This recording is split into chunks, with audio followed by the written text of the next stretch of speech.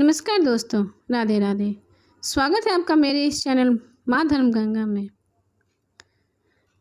आज हम वैशाख मास के विष्णु पुराण के अध्याय 1 की कथा सुनेंगे। कथा अगर पसंद आए तो कथा को एक लाइक अवश्य करें। क्षीर सागर में स्थित त्रिकुट पर्वत पर लोहे, चांदी और सोने की 3 चोटियां थीं। उन चोटियों के बीच एक विशाल जंगल था जिसमें फलों से लदा पेड़ था। उस जंगल में गजेंद्र नामक एक मत हाथी अपनी असंख्य पत्नियों के साथ विहार करते थे। अपनी प्यास बुझाने के लिए एक तालाब के पास पहुंचे। प्यास बुझाने के बाद गजेंद्र के मन में जल क्रीड़ाएं करने की इच्छा हुई।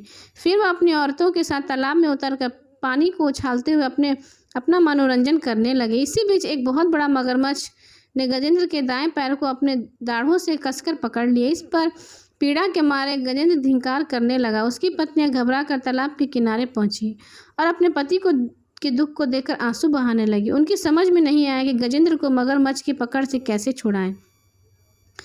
गजेंद्र भी मगरमच्छ की पकड़ से अपने बचाने के लिए सारे प्रयत्न कर हुए छटपटाने लगा। गजेंद्र अपने दांतों से मगरमच्छ पर वार कर देता तो मगरमच्छ उछलकर हाथी के शरीर को अपने तेज नाखूनों से खरेंच लेता, जिससे खून की धाराएं निकल आती। हाथी मगरमच्छ की पीठ पर अपनी सूंड चलाता। मगरमच्छ अपनी खुरदरी पूंछ से हाथी पर वार कर देता। अगर हाथी अपने चारों पैरों से मगरमच्छ को कुचलने की कोशिश करता तो वह पानी के तल में जाकर छिप जाता। इस पर हाथी किनारे पर पहुंचने के लिए आगे बढ़ता। तब झट से मगरमच्छ हाथी को पकड़कर खींच ले जाता और उसे पानी में डुबो देता। इस तरह मगरमच्छ और हाथी के बीच 1000 साल तक लगातार लड़ाई चलती रही।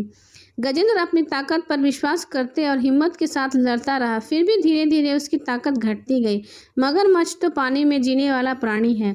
पानी के अंदर उसकी ताकत ज़्यादा होती है। वह हाथी का खून चूसते दिन ब दिन मोटा होता गया। हाथी कमजोर हो गया। अब सिर्फ उसका कंकाल मात्र रह गया था। मगरमच्छ की पकड़ से अपने आप को बचा लेना हाथी के लिए मुमकिन न था। आखिर गजेंद्र दुखित होकर सोचने लगा, मैंने अपनी प्यास बुझाने के लिए यहाँ पर आया था। प्यास बुझाने के बाद मुझे यहाँ से चला जाना चाहिए था।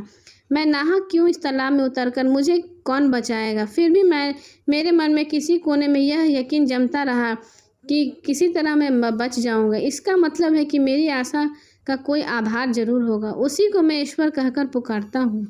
देवता भगवान ईश्वर नामक भगवान का मूल बने, हे प्रभु, तुम ही सभी कार्यकलाप का कारण भूत हो। मुझ जैसे घमंडी प्राणी जब तक खतरों में नहीं फंसते तब तक तुम्हारी याद नहीं करते। दुख न भोगने पर तुम्हारी जरूरत का बोध नहीं होता।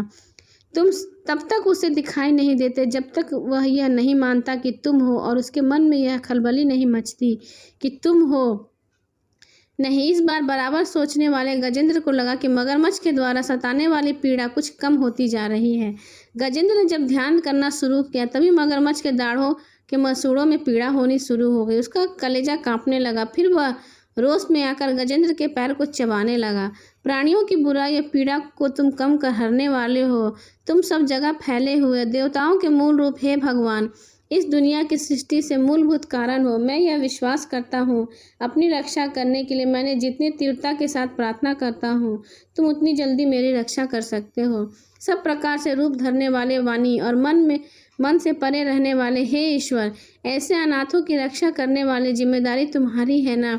प्राण शक्तियों मेरे भीतर से जवाब दे चुकी है। मेरे आंसू सूख गए हैं। मैं ऊंची आवाज़ में तुम्हें पुकार नहीं सकता। मैं अपने होश हवास खोता जा रहा हूँ। चाहे तुम मेरी रक्षा करो या छोड़ दो, यह सब तुम्हारे ऊपर निर्भर है। मेरे अंदर सिर्फ तुम्हारा ध्यान को छोड़कर कोई भावना नहीं। मुझे बचाने वाला भी तुम्हारे सिवाय कोई नहीं। गजेंद्र सूर उठाए आसमान की ओर देखने लगा। मगरमच्छ को लगा कि उसकी ताकत जवाब दे रही है। उसका मुंह खुलता जा रहा है, उसका कंठ बंद होता जा रहा है। उधर हाथी की आंखें इस तरह बंद होने लगी वह अपने अस्तित्व का बोध न था। वह एकदम अचल से खड़ा हो गया। उस हालत में विष्णु भगवान आ पहुंचे। सारा आसमान उनके स्वरूप भर उठा।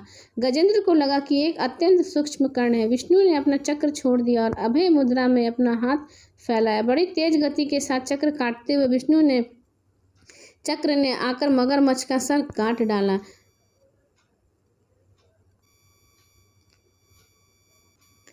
वह मगरमच्छ एक गंधर्व था। उसका नाम हुश था। प्राचीन काल में देवल नामक एक ऋषि पानी में खड़े होकर तपस्या कर रहे थे। तब मगरमच्छ की तरह पानी में छिपते हुए आकर गंधर्व ने उनका पैर पकड़ लिया। इस पर ऋषि ने उसे श्राप दे डाला कि तुम मगरमच्छ की तरह इस पानी में पड़े रहो। अब विष्णु चक्र के द्वारा ही उसका श्राप जाता।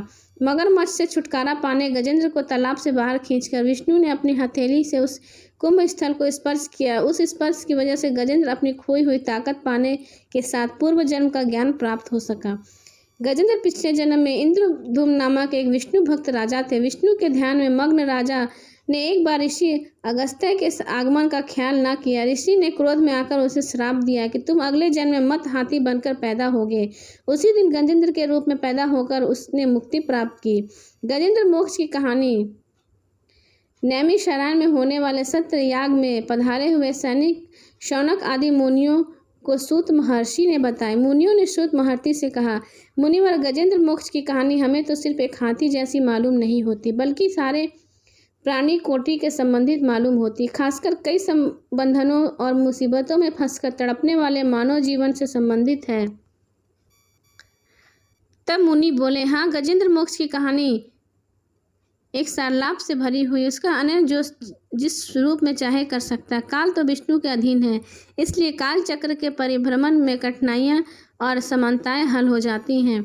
मुनि ने पूछा, मुनिवर, गजेंद्र मोक्ष के आधार पर हमें यह मालूम होता है कि प्रत्येक कार्य का कारभूत सर्वश्रेष्ठ विष्णु है। ऐसे महाविष्णु की कहानी पूर्ण रूप से सुनने की इच्छा हमारे मन में जाग रही। हम आपके समान बच्चों के समान हैं, इसलिए हम प्रार्थना करते हैं कि आप हमारी समझ आने लायक सरल शैली में विष्णु कथा की सारी बातें हमें समझाएं।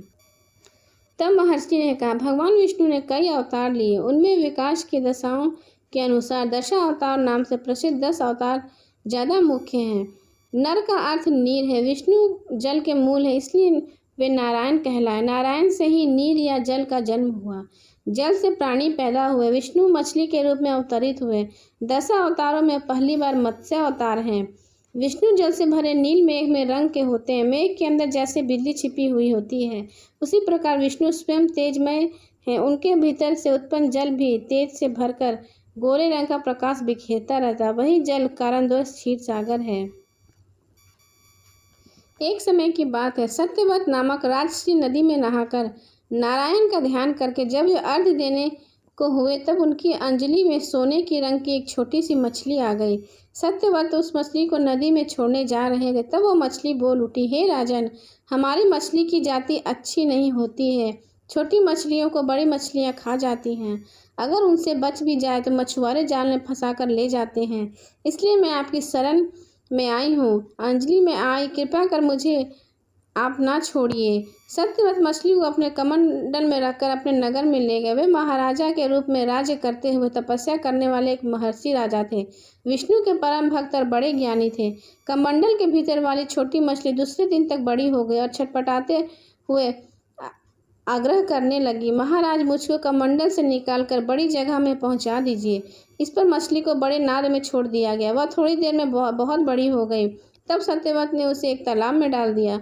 मछली बराबर बढ़ती गई। तब उस तालाब से भी बड़ी नदी से समुद्र में पहुंचाया गया। इस पर मछली ने पूछा, हे राजश्री, मैं आपके शरण में आई हूँ। ऐसी हालत में क्या आप मुझे समुद्र में छोड़कर चले जाएंगे?